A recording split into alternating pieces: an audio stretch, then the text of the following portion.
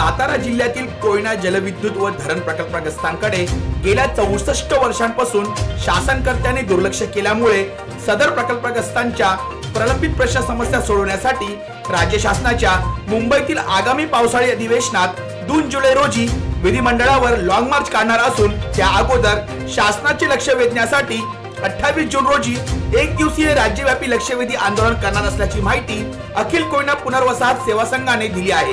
तर मुख्यमंत्री एकनाथ शिंदे हे स्वतः कोयना प्रकल्पग्रस्त आहेत, त्यामुळे आमच्या वर्षानुवर्षे प्रलंबित असणाऱ्या प्रश्न समस्यांचे निराकरण नक्कीच होईल असा विश्वास सेवा संघाचे अध्यक्ष विठ्ठल मोरे यांनी व्यक्त केला आहे।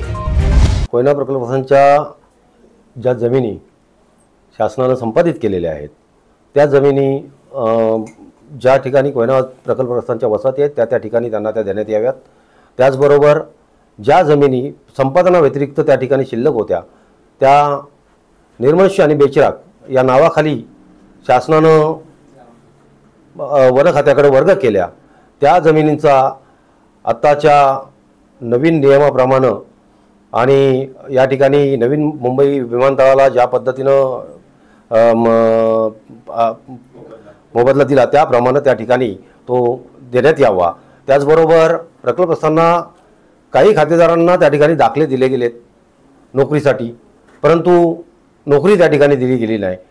जर कोयना जलविद्युत प्रकल्प हा शासनाच्या उत्पन्नाचा प्रकल्प होता, निश्चितपणे कोयना प्रकल्पग्रस्तांना त्या ठिकाणी त्याच्यातून काही प्रमाणातला हिस्सा हा मिळणं गरजेचं होतं आणि त्या माध्यमातून किमान नोकरी मिळावी किंवा त्यांना उदरनिर्वाह भत्ता मिळावा अशी या ठिकाणी प्रकल्पग्रस्तांची नोकरीच्या संदर्भातली मागणी आहे।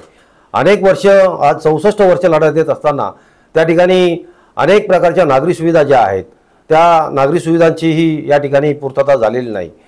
महसूल गावठाण याचंही कुठं त्या ठिकाणी पूर्तता केलेली नाही।